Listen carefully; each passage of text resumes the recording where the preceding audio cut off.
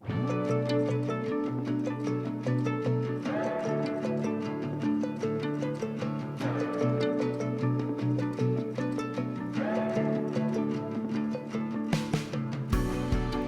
is up? I am Jake, and this is Totally Flow. Day 1, hour 0, today is February 16th, 2022, and you are here. Whether you're watching or listening, you're here with me now, in this space, witnessing the birth of this new creation. A creation about creativity. Because this is a show, a podcast, a quest about connecting the dots between curiosity, inspiration, creation, and ultimately finding flow. I am so stoked to be here now, to be bringing this idea to you, to life. It's been on my mind and my heart for so long, and today just marks the first step, the first dive into the waters of this creation. With each new episode, my vision is that I will be talking to creators that inspire me about the things in their lives that inspire them.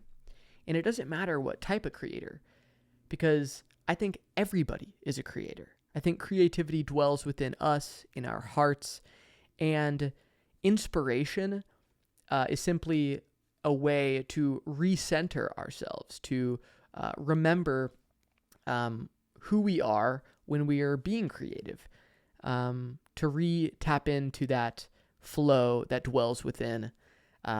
So I'm really curious to talk to different people, whether they be fashion designers, illustrators, painters, chefs, cooks, musicians, filmmakers, anything, about their interpretation of flow, how flow plays a role in their life, and what their kind of like personal equation to finding creative flow is.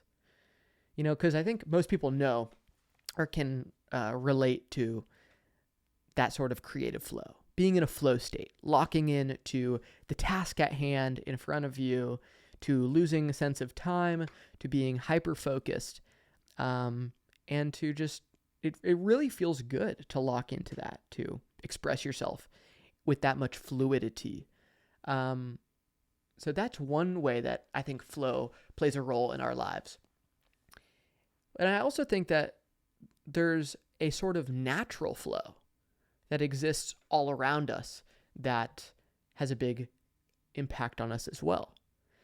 I'm somebody who's born and raised in the sunny Southern California sun, and I spend so much of my time in the ocean, which is a perfect metaphor for flow.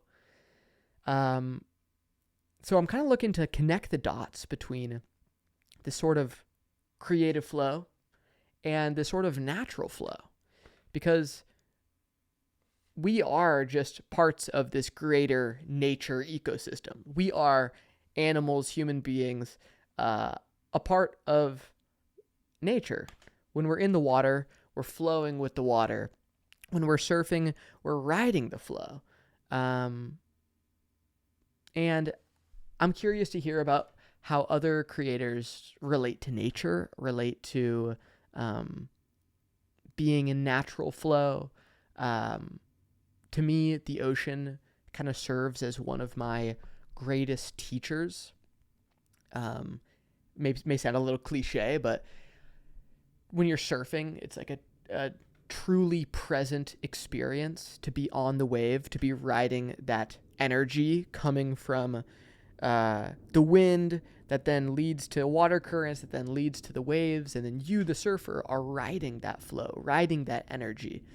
And it provides me with so much joy, so much peace, so much presentness, so much just goodness. So the ocean has been a huge teacher of mine. And I guess nature at large has just been a huge teacher of mine.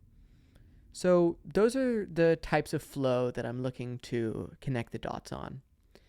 Because a couple months ago, I kind of was in a stale zone of my life.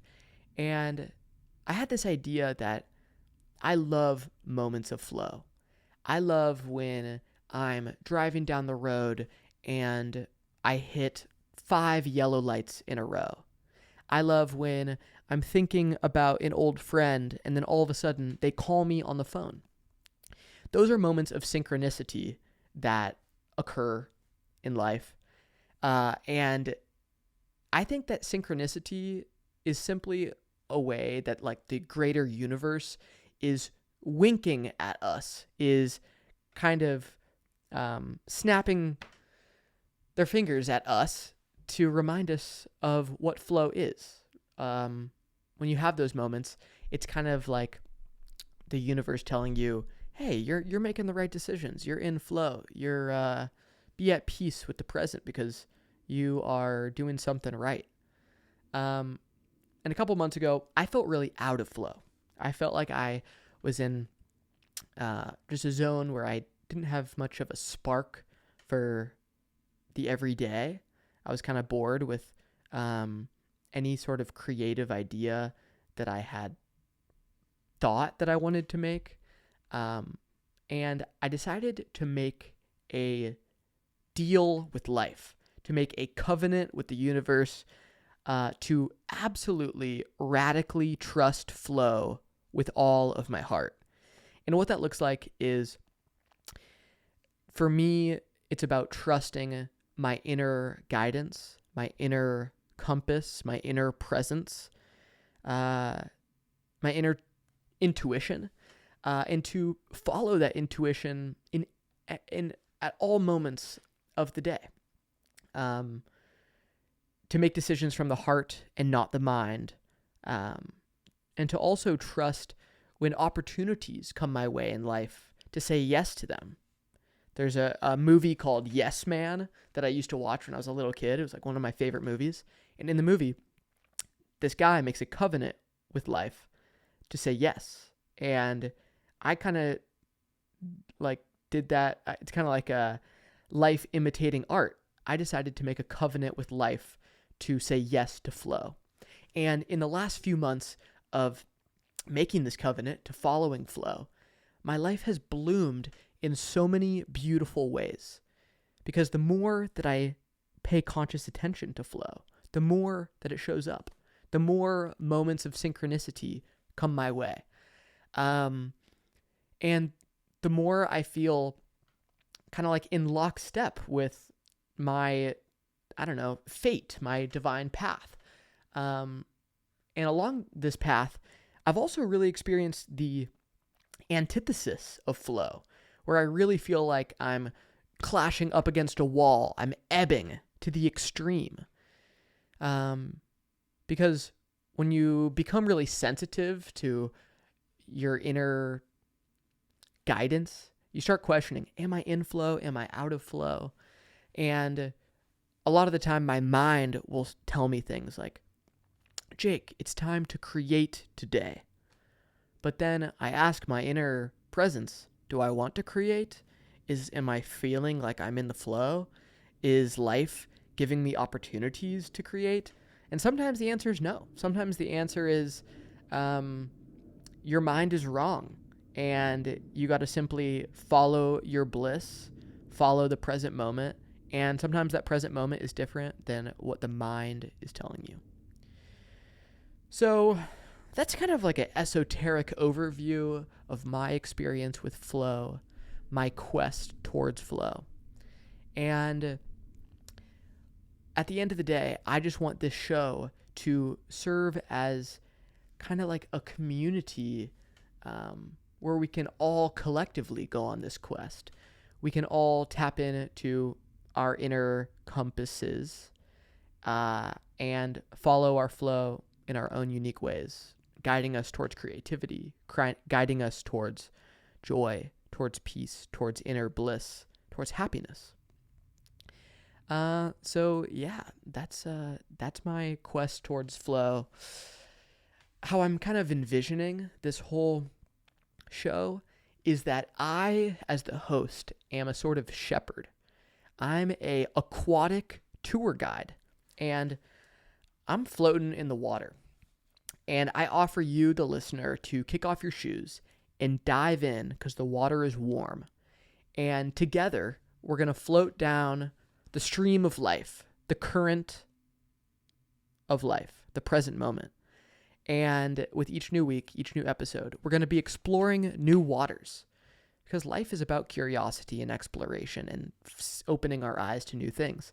And by talking to creators about their inspiration, the things that are making their heart swell, I think we're all going to be positively impacted by those conversations, those mindful exchanges. And when you're exploring new waters, you're seeing new life. You're going to new depths. You are encountering new ecosystems. And that's what each episode's going to be about. It's going to be us on an aquatic adventure, just exploring what life has to offer and what the present moment is bringing us when it comes to inspiration. And especially, I really look forward to just kind of being present with the creator of the week and hearing what they have to say, because everybody has something to say. Everybody has a creative heart worth listening to. So I hope that by this time you've already kicked off your shoes, you're in the water, and you're just ready to float because we're already cruising. The water's cruising whether we're in it or not. So I hope that you're already in with me. So at the end of each episode, my vision is that I'm going to also provide you with 3 bullet points of inspiration that are filling me with stoke on any given week. So that you can, maybe you don't really resonate with the guest. You definitely will, but just as a little cherry on top, I think that I want to give you 3 aspects of inspiration that are making me stoked. So this week, let's break it down. Let's go 1, 2, 3. Number 1 is a memory that I had during a meditation earlier this week with my good buddy Chandler. Chandler and I, a couple years ago, I think it was 2017, were on a camping trip to Havasupai Falls in Arizona, kind of by the Grand Canyon.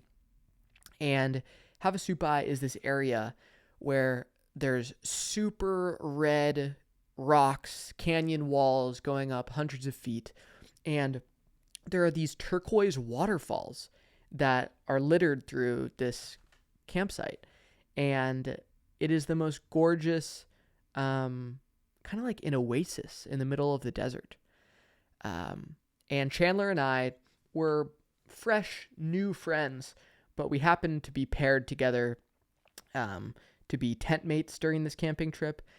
And I'm having this memory of us hiking to this waterfall called Beaver Falls. And there was 2 ways we could go. We could go on the dirt path next to the river, or we could go by way of flow, by walking down the riverbed, kind of in this thigh-high body of water. And we decided to go in the water. So as we're walking, the ground is super uneven. It's kind of like honeycomb because of the way the limestone erodes over time. So as you're walking, your foot is going into holes. You might even lose your shoe. The sun is super hot, like 90 degrees. The water is kind of chilly. There's so much foliage and nature all around us.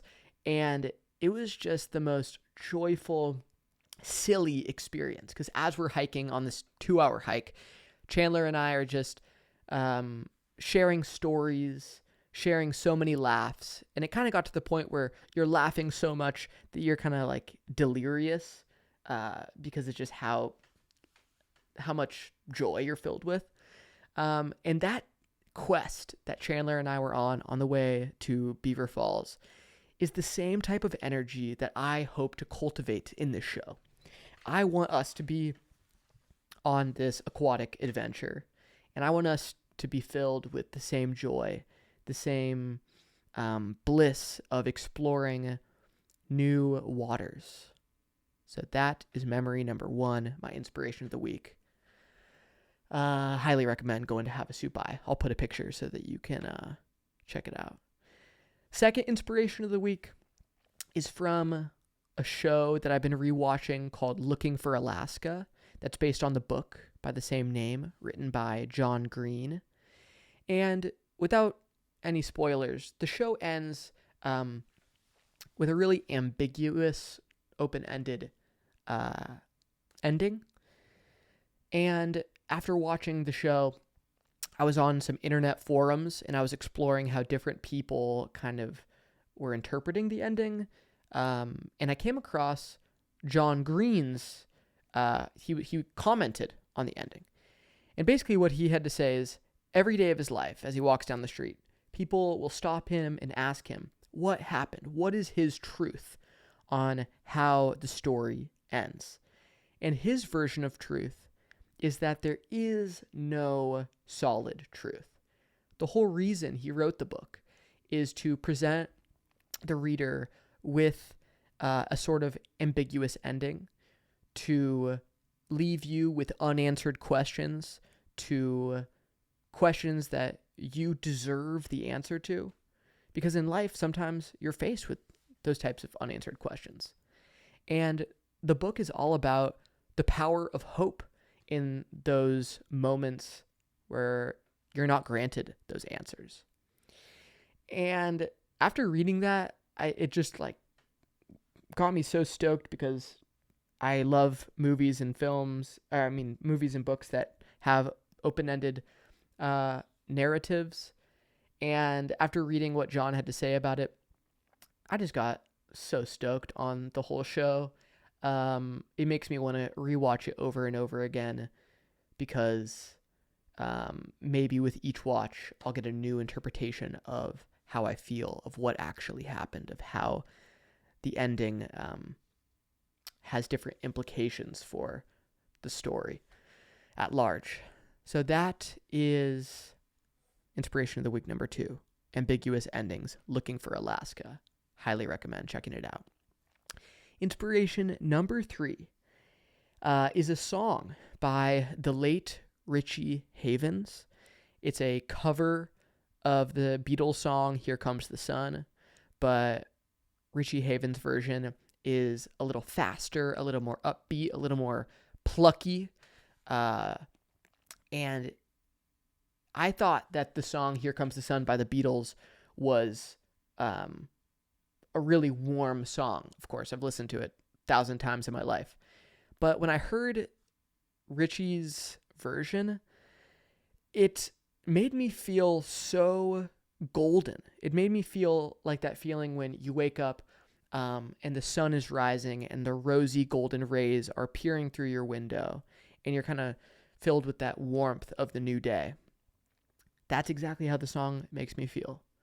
And after listening to the song over and over again, I watched an interview with Richie Havens, and he's just a man that held really gentle, warm, peaceful energy, and it really comes through in this song and the rest of the album.